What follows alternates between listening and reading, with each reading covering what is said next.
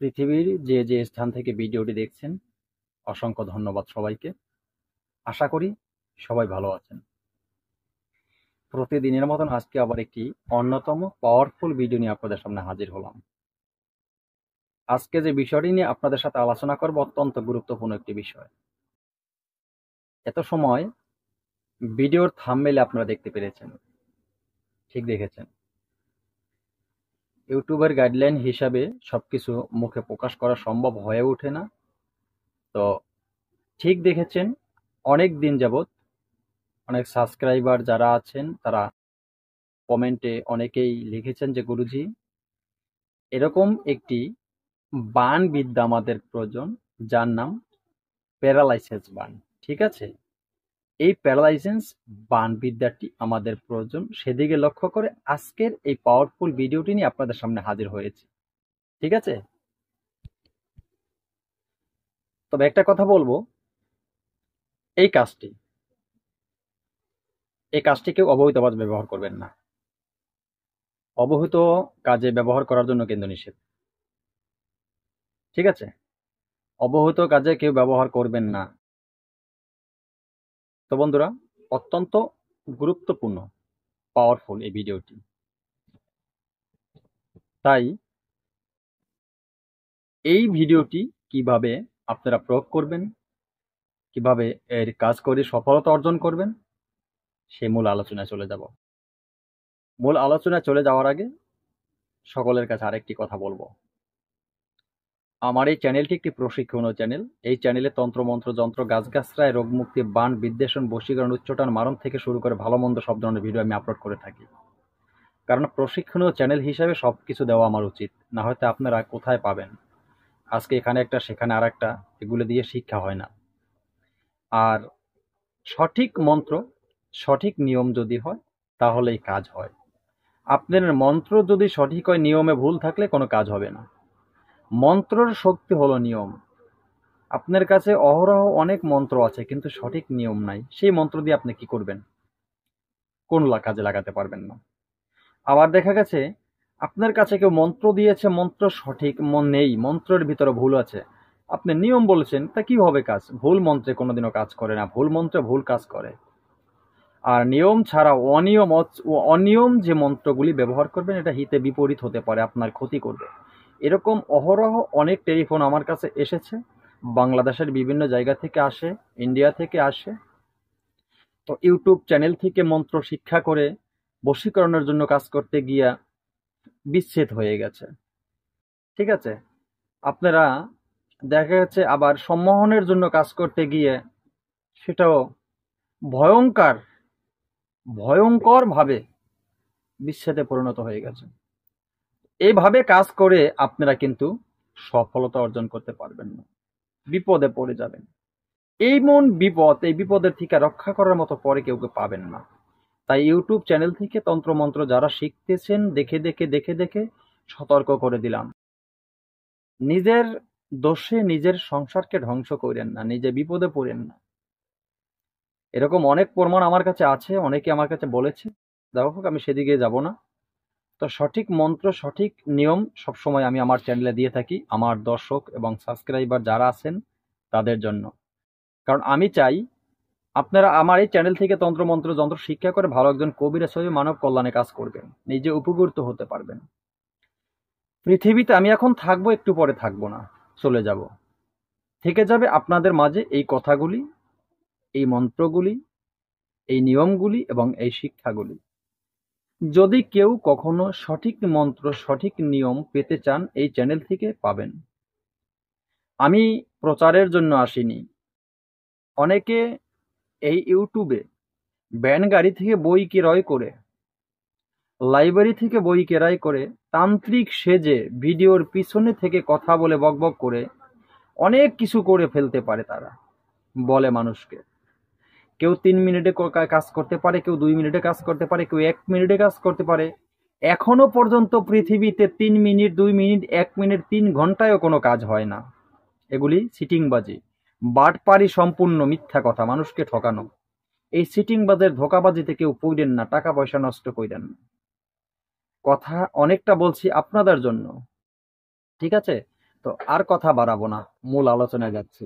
যদি আমার কথাগুলি ভালো লাগে, চ্যানেলটি ভালো লাগে, অবশ্যই চ্যানেলটি সাবস্ক্রাইব করুন, পাশে থাকা বেল আইকনটি বাজিয়ে নোটিফিকেশন অন করে দিন, চ্যানেলটি লাইক দিয়ে দিন, যাতে আমি নতুন ভিডিও আপলোড করার সাথে সাথে সবার আগে আপনার কাছে চলে যায়। তো বন্ধুরা, আশা করি বুঝতে পারছেন কথাগুলি, ঠিক আছে? তো এখন সর্বপ্রথম সবার আগে মন্ত্রটি দেখে নিন, ছোট্ট একটি মন্ত্র, এই যে মন্ত্রটি।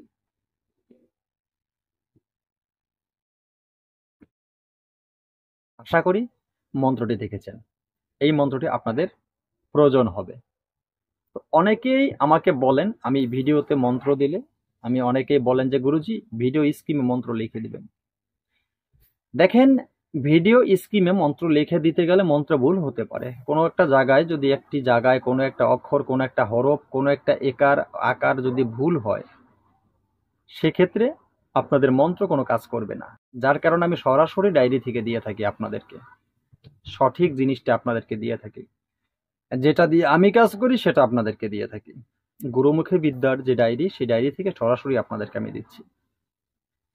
এরপরও অনেকে বলেছেন যে গুরুজি কণ্ঠস্থ একবার বললে আমাদের সুবিধা হয়, আমরা পড়ালেখা জানি না, আপনার কণ্ঠস্থ শুনে শুনে আমরা মুখস্থ করতে পারি।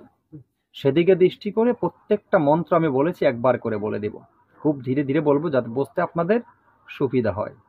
এই মন্ত্রটিও কণ্ঠস্থ আমি একবার বলে দিচ্ছি, মন্ত্রটি ভালোভাবে শুনে নিবেন। মন্ত্রটি হলো তাহ হে তুং মা হে লুং কাতাহ ইং সাংগা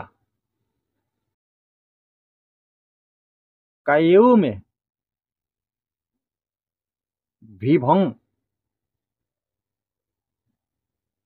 ইছং তুম তুলা ভীমং ভুলানাথ। এই ছোট্ট মন্ত্রটি ছিল। আশা করি মন্ত্রটি বুঝতে পেরেছেন। মন্ত্রটি ভালোভাবে মুখস্থ করবেন রবিবার বৃহস্পতিবার বাদে।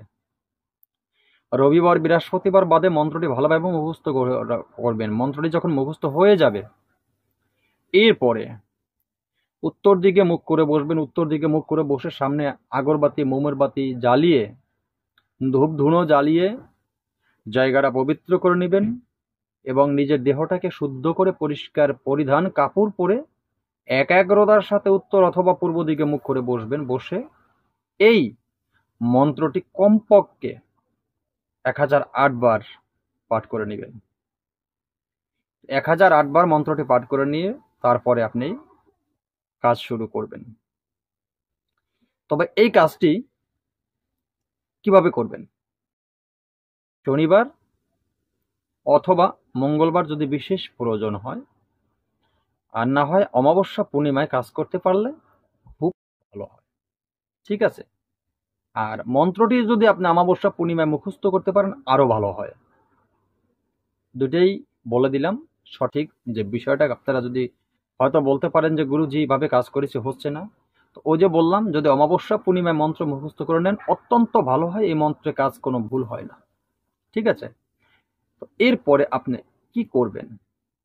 খুব সহজে কাজটি করতে পারবেন। এই প্যারালাইসিস বানটি আপনি কিভাবে মারবেন সেটি বলে দিচ্ছি। এই কাজটি করতে হলে আপনার যা প্রয়োজন হবে সেই প্রয়োজনীয় বিস্তারিত বস্তুগুলি যেটা বলে দিচ্ছি মনোযোগ সহকারে শুনবেন। ভিডিও স্কিপ করলে আপনি ঠকে যাবেন। কোথাও আমি একটা কথা বলেছি আপনি শুনেন নাই, ভুল নিয়ম শুনে কষ্ট করে একটি কাজ করেছেন, ভুল সিদ্ধান্ত হয়েছে, কোনো কাজে আসেনি, আপনার কষ্ট ব্যর্থ গেছে। আপনি বলবেন যে গুরুজি মন্ত্র দিয়েছে, মন্ত্রে কাজ করে না, কিন্তু আপনি ভুল নিয়ম শুনে ভুলভাবে কাজ করেছেন, আপনার কাজ হয়নি, সেটা কখনো বলবে না। কেউ নিজের অপরাধটা স্বীকার করে না, এটাই আফসোস, ঠিক আছে? যাই হোক, সেদিকে কথা না বলে বলে দিচ্ছি কি কি প্রয়োজনীয় জিনিসগুলি শুনে নিন, ঠিক আছে? মনোযোগ সহকারে কিন্তু শুনুন। আপনাদের প্রয়োজন হবে দুটি শিকড়। একটি শিকড় তুলসী গাছের শিকড়, কৃষ্ণ তুলসী হলে ভালো হয়।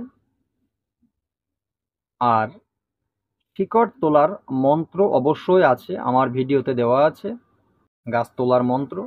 এই মন্ত্র অভিমন্ত্রিত করে গাছ তুলবেন। আর একটি শিকড় যেটা নেবেন, লজ্জাপতি গাছের শিকড়। সাদা লজ্জাপতি হলে ভালো হবে, আর যদি সেটা না পান আপনি লালটা নিলেও চলবে।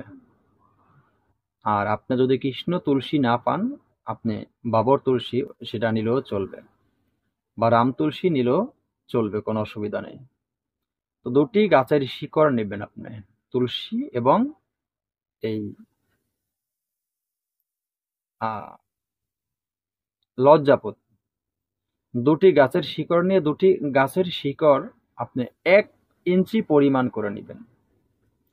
1 ইঞ্চি পরিমাণ করে দুটি গাছের শিকড় নিয়ে দুটি গাছের শিকড়কে খুব সুন্দর করে কালো সুতা দিয়ে, মনে রাখবেন, কালো সুতা দিয়ে বাঁধবেন দুটিকে এক করে। দুটিকে এক করে কালো সুতা দিয়ে বেঁধে তার উপরে আজকের বলা যে মন্ত্রটি, এই মন্ত্রটি 108 বার পড়বেন। 108 বার পরে অভিমন্ত্রিত করে নিবেন। তারপরে আপনি কি করবেন, যখন এই শিকড় তুলবেন, আবারও বললেই কিন্তু কথাটা, শিকড় যখন তুলবেন, নিয়ম তো আছে গাছ তোলার, তার পাশে আর একটু কাজ আছে। শিকড় যখন তুলবেন, আপনি যার কাজ করবেন সেই লোকের নামটি কিন্তু মনে মনে সংকল্প করে, মানে মনে মনে স্মরণ করে, আপনি ওই লোকের নাম মনে মনে স্মরণ করে এই শিকড় তুলবেন। আপনি মনে মনে মন্তব্য করবেন যে আমি অমুকের এই কাজটি করব, অমুককে এই বানটি মারব, এই উদ্দেশ্য আমার যেন সেই উদ্দেশ্য পরিপূর্ণ হয়, সেই মনে মনে সংকল্প করে আপনি গাছটি তুলবেন। এরপরে আপনার যখন অভিমন্ত্রিত করা হয়ে যাবে, এরপর আপনি কি করবেন, ঠিক আছে? অভিমন্ত্রিত যখন হয়ে যাবে, একটু একটু করে কিন্তু বিষয়টা বলে দিই আমি। 108 বার যে অভিমন্ত্রিত করবেন, অভিমন্ত্রিত করে মন্ত্রটি যখন পড়বেন, মন্ত্রটির শেষে কিন্তু আপনি যার উপরে কাজ করবেন তার নাম বলবেন, তারপর ফুঁক দিবেন এই শিকড়ে। শিকড়ে ফুঁক দেওয়া হয়ে গেল। এরপরে সেই অভিমন্ত্রিত শিকড় কি করবেন আপনি, সেই অভিমন্ত্রিত শিকড় কি করবেন, কলা গাছের কাছে চলে যাবেন। এমন কলা গাছের কাছে চলে যাবেন